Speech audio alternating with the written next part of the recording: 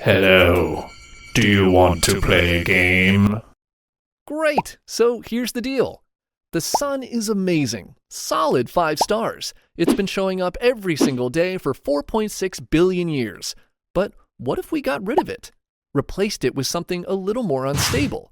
Well, we're doing just that. 7 crazy space objects, 1 solar system, 0 survivors. First up, Ton 618. Ton 618 is a hyperluminous quasar powered by a supermassive black hole with a mass of 66 billion suns. It's one of the most massive and luminous objects ever discovered in the known universe, with a co-moving distance of approximately 18.2 billion light-years away, and is located near the border of the constellations Canis Venatici and Coma Berenices, which means the light we see from it left before Earth existed. It is, in every meaningful sense, older than the concept of here. So let's move it here, right where the sun was. First, at a diameter of 2600 AU, the event horizon is so massive that Earth, along with Mercury, Venus, Mars, Jupiter, Saturn, Uranus, Neptune, the asteroid belt, every comet, every space probe we've ever launched, and Pluto, who was already having a rough few decades, would all be immediately consumed. To put that into perspective, from Earth to the Sun is 1 AU, or 92.96 million miles. From the Sun to Neptune is 30 AU, or 2.8 billion miles. From the Sun to Pluto is 39.5 AU, or 3.7 billion miles. So at 2600 AU, Ton 618 event horizon is approximately 242 billion miles across. It would extend to the inner region of the Oort cloud, which we'll talk about in another video, so you should like and subscribe. Where was I? Yes, the entire solar system would vanish in Ton 618, and we would all die. That's it. But, Emu, you may ask, what if we get a sun-sized black hole instead? My answer, you adorable little carbon-based disaster, that is not possible. The sun is too small, too weak, too insignificant to ever become a black hole. Instead, it gets a nice, quiet retirement as a white dwarf. But since I'm a talking flightless bird with post-war insomnia and a severe god complex, I get to take some creative liberties. So, one sun-sized, not-so-fun-sized black hole it is. First, since the mass didn't change during the swap, the gravitational force exerted on the planets would remain the same. Therefore, the orbits would remain the same. And since it takes 8 minutes and 20 seconds for the light from the sun to reach Earth, for the first 8 minutes after swap, the sky would look perfectly normal. You'd be scrolling YouTube, complaining about traffic, maybe even attempting to pay taxes. Then, suddenly, the sky goes black. And without the sunlight, there would be no heat, no Netflix, no vegan horse riding, and you and everything else would eventually freeze, starve, and die. Within days, the surface of the Earth would get brutally cold. Weather patterns would become erratic, mostly involving various forms of freezing, and photosynthesis would stop. Within weeks to months, the oceans would begin freezing over. Within a year or two, Earth's average surface temperature would plummet into the -50 to -100 degrees Celsius range. And long-term, Earth would head towards a deep freeze equilibrium with only internal heat and maybe some residual geothermal activity keeping tiny pockets from freezing solid for a while. But besides that, it's pretty anticlimactic. Survival time after swap. Absolutely 0 if the black hole is Ton 618. Months if it's a sun-sized black hole, so just enough time to sell your Labubu collection before your fingers freeze off. Contestant number 2, a neutron star. A neutron star is what you get when a massive star, bigger than the sun but not quite big enough to become a black hole, explodes in a supernova and its core collapses down into something the size of a city but with more mass than the sun. We're talking about a sphere 10 to 20 kilometers across that contains 1.4 to 2 times the mass of the sun.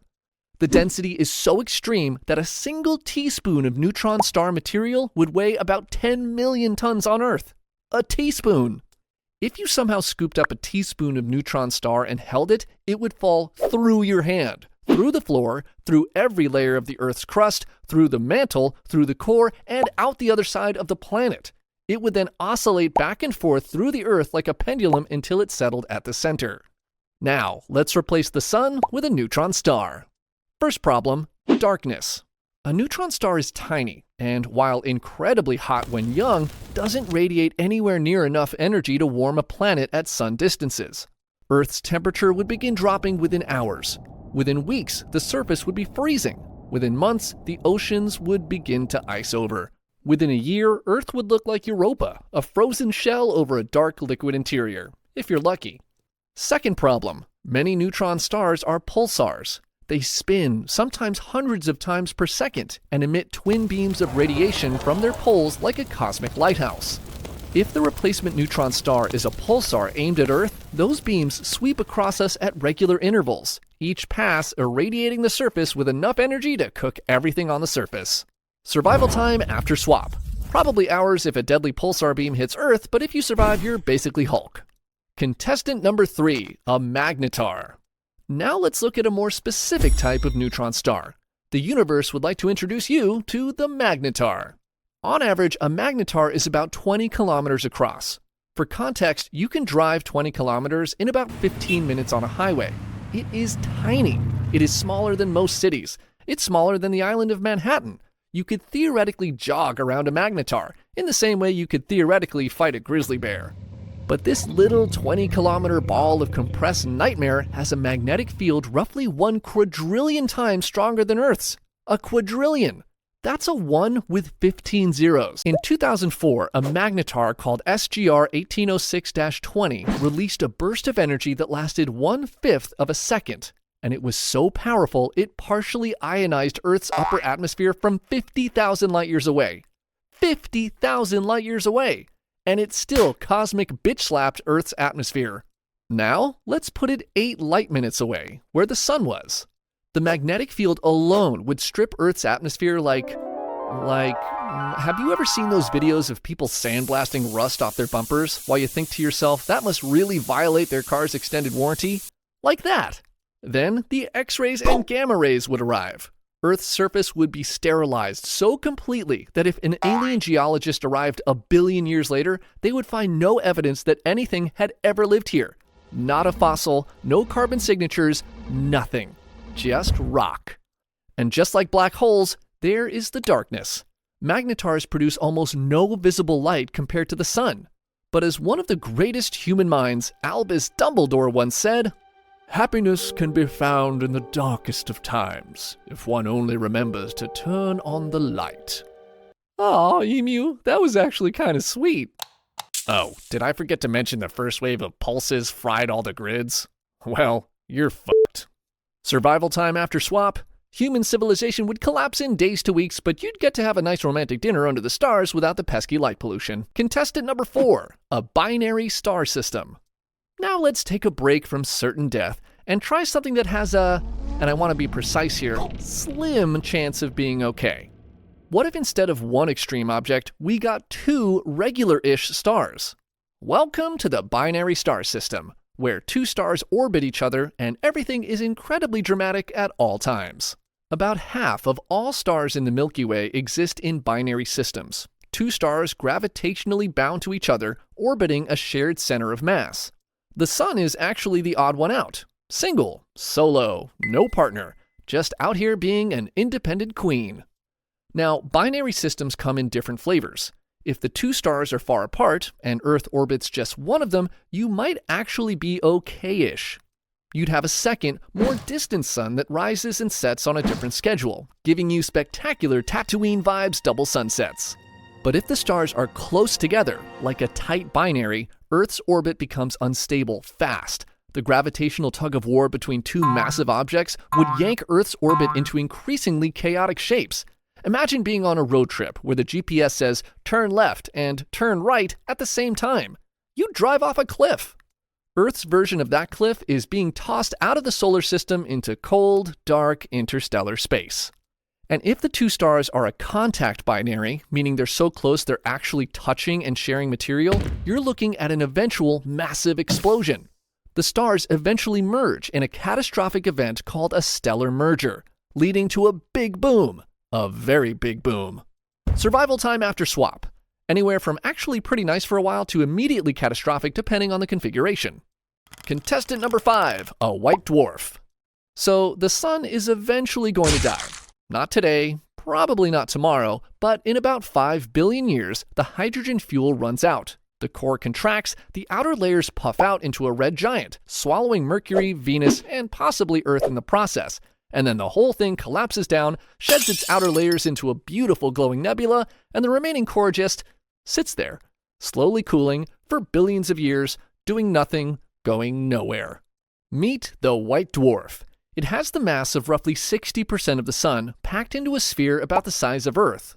It produces no new energy through fusion. It just radiates whatever heat it has left, cooling by a few degrees every million years. If we swap the Sun for a white dwarf, Earth would receive dramatically less heat and light. Not zero, white dwarfs do glow, but nowhere near enough. The average temperature on Earth would drop drastically. We're talking a frozen, dark, barely lit wasteland.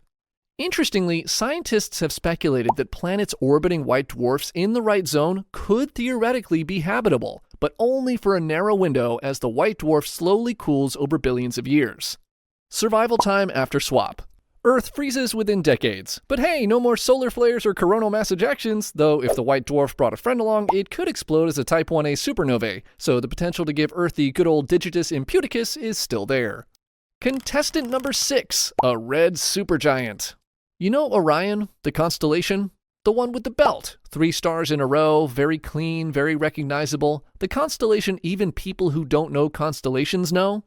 The bright reddish star at Orion's left shoulder is called Betelgeuse. And Betelgeuse is a red supergiant, a star in the final, bloated, dramatic chapter of its life. If you replace the Sun with Betelgeuse, which is roughly 1,000 times larger, its surface would extend past the orbit of Jupiter. Mercury, inside Betelgeuse.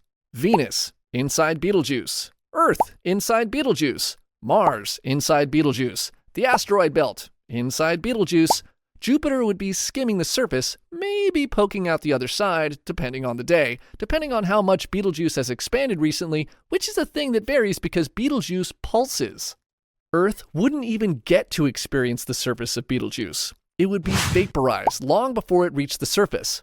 The outer layers of a red supergiant are actually surprisingly cool for a star, around 3,500 Kelvin, but that's still 3,226 degrees Celsius. And red giants are unstable. They pulse and flicker and lose mass in gigantic stellar winds. Betelgeuse has been observed dimming and brightening unpredictably, sending astronomers into a frenzy every few years. Also, and this is the cherry on top, red supergiants explode. They're stars that are heading toward a supernova. At some point, Betelgeuse will go supernova, and when it does, it'll be visible from Earth in broad daylight for weeks. Survival time after swap. Earth is engulfed before we can finish this sentence. Spectacular way to go, though. Genuinely 10 out of 10 for the visual effects.